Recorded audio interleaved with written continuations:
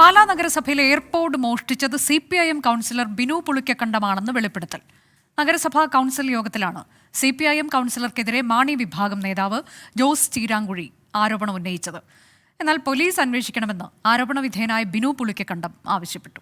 Toby Johnson വിവരങ്ങളുമായി. Toby, എന്താണിപ്പോൾ നിലവിൽ മാണി വിഭാഗം ഉന്നയിച്ചിട്ടുള്ള ആരോപണം? അനുജ, പാലാ നഗരസഭയിലെ എയർപോർട്ട് മോഷണം പോയ സംഭവത്തിൽ വലിയ അഭ്യൂഹങ്ങൾ നിലനിന്നിരുന്നു. പ്രധാനമായും ഭരണപക്ഷത്തേക്ക് തന്നെ അവസാനം ഇതിന്റെ ഒരു ആരോപണം ഉയർന്നു വന്നിരുന്നു. ഭരണപക്ഷത്തുള്ള രണ്ട് കക്ഷികൾ, പ്രധാന കക്ഷികളായിട്ടുള്ള CPM അതുപോലെ തന്നെ കേരള കോൺഗ്രസും തമ്മിലുള്ള ഒരു തർക്കത്തിലേക്ക് കാര്യങ്ങൾ പോകുന്നു എന്ന് ഏറ്റവും അവസാനം ഇന്നത്തെ കൗൺസിലിൽ അങ്ങനെ തർക്കമുണ്ട്. അങ്ങനെയാണ് കേരള കോൺഗ്രസിന്റെ കൗൺസിലറായിട്ടുള്ള ജോസ് ചീരാങ്കുഴി അദ്ദേഹത്തിന്റെ എയർപോർട്ട് ഈ ബിനു പുളിക്കക്കണ്ടമാണ് എടുത്തത് എന്നുള്ളൊരു ആക്ഷേപം ഇന്ന് ഉന്നയിച്ചത്.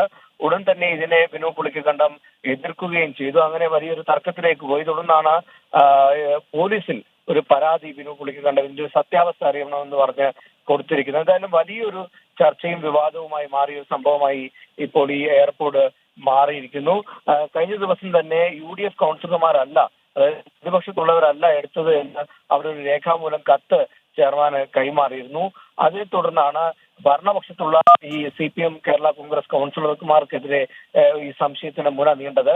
അതിനിടയിലാണ് ഇപ്പോൾ അദ്ദേഹം തന്നെ ഈ എയർപോർട്ടിന്റെ ഉടമസ്ഥനായിട്ടുള്ള ജോസ് ചീരാങ്കുഴി തന്നെ ഇന്നത്തെ കൗൺസിൽ യോഗത്തിൽ ഇത് CPMന്റെ കൗൺസിലറായിട്ടുള്ള ബിനു പുളിക്കക്കണ്ടമാണ് എടുത്തതെന്ന് വ്യക്തമാക്കിയത്. എന്തായാലും ഇതൊരു രാഷ്ട്രീയ പോരിലേക്ക് കൂടി കാര്യങ്ങൾ പോകുന്ന ഒരു സാഹചര്യമാണ് ഇപ്പോൾ പാലാ നഗരസഭയിൽ ഉടലെടുത്തിരിക്കുന്നത്. പാലാ നഗരസഭയിലെ എയർപോർട്ട് വിവാദം കൊഴുക്കുന്നു.